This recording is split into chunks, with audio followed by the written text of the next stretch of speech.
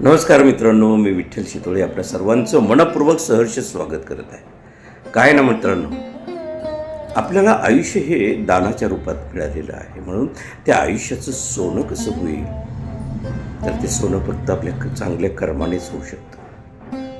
त्यासाठी अहंकार किंवा कुठल्याही प्रकारचा द्वेष, मत्सर या गोष्टी करूच नाही. एक भिकारी प्रत्येक गावात जायचा, भीक मागायचा आणि भीक मिळाल्यानंतर प्रत्येकाला आशीर्वाद द्यायचा, तुमचं कल्याण हो.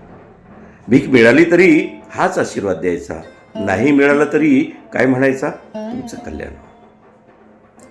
एका गावातल्या एका सावकाराकडे तो नेहमी जायचा. एकदा तो सावकार खूप चिडला आणि चिडल्यानंतर त्याने दगड फेकून मारला.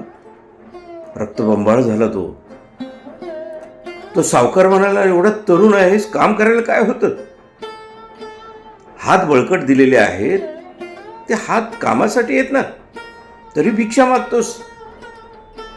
शेवटी बिचारा आशीर्वाद देऊन गेला, शेठ तुमचं कल्याण हो, आणि निघाला. सावकाराने हा विचार केला, बघू तर हा काय करतोय नेमकं, दररोज भीक मागतोय, याच्या पाठीमागे जाऊन तरी बघावं काय करतो हा. म्हणून सावकार त्याच्या पाठी मागे गेला. भिकारी आपल्या झोपडीत शिरला. बायको अतिशय आजारी होती. आजारपणाच्या अवस्थेत तिने पाहिलं भिकाऱ्याला आणि सहज त्याला म्हणाली, आणलात काही, मिळाली काही भिक्षा? त्याने ती अर्धी भाकरी पुढे केली. आज अर्धीच भाकरी मिळाली? हो म्हटले, अर्धीच भाकरी मिळाली. आणि नंतर तिचं डोक्याकडे लक्ष गेलं. अहो हे काय, कोणी मारलं? रक्तबंबाळ झाला. त्याने सगळं सांगितलं की एका सावकाराने दगड फेकून मारला, पण मी त्याला आशीर्वाद दिला, तुमचं कल्याण हो.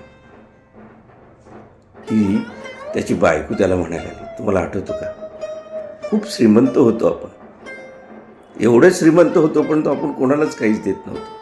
एक भिकारी आपल्याकडे यायचा भीक मागण्यासाठी, आपण त्याच्या खूप टिंगल्या करायचो आणि त्याला काहीच देत नसायचो. शेवटी त्याने आपल्याला काय आशीर्वाद दिला, तुमचं वाटोळं होईल. एखाद्याचे शब्द खरे ठरतात आणि त्या भिकाऱ्याचे शब्द खरे ठरले, तुमचं वाटोळं होईल. एवढे श्रीमंत असतानाही आपलं ही अवस्था झालीच ना.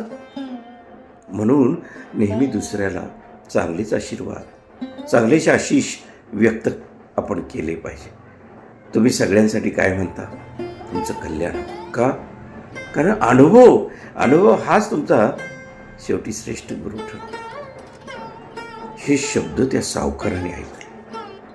अरे, एवढी श्रीमंत माणसं, त्यांची ही अवस्था शेवटी अशी होऊ शकते, आणि आपण या भिकाऱ्याला दगड फेकून मारलाय, रक्तबंबाळ केलं. त्याची त्यालाच लाज वाटली आणि मनातल्या मनात तोही म्हणायला लागला, नाही, आजपासून, या क्षणापासून आता आपण द्यायला शिकलं पाहिजे. आपल्याला हे सगळं इथेच सोडून जायचंय. आपल्याला मिळालंय ते भगवंताने दिले, परमात्म्याने दिले, मग ते आपण इतरांमध्ये सुद्धा देत गेलो पाहिजे. हे त्याला पटलं आणि नंतर दुसऱ्या दिवसापासून त्या सावकारामध्ये इतका बदल झाला, तो देऊ लागला. कोणाचे शब्द कसे ठरू शकतात कळत नाही. श्रीमंती हे हवेसारखी वाऱ्यावर उडून राहील ते फक्त आणि फक्त काय, चांगलं कर्म.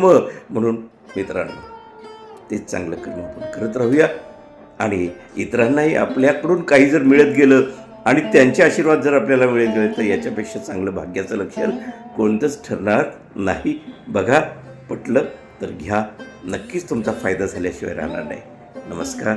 पुन्हा एकदा सगळ्यांना मनपूर्वक धन्यवाद.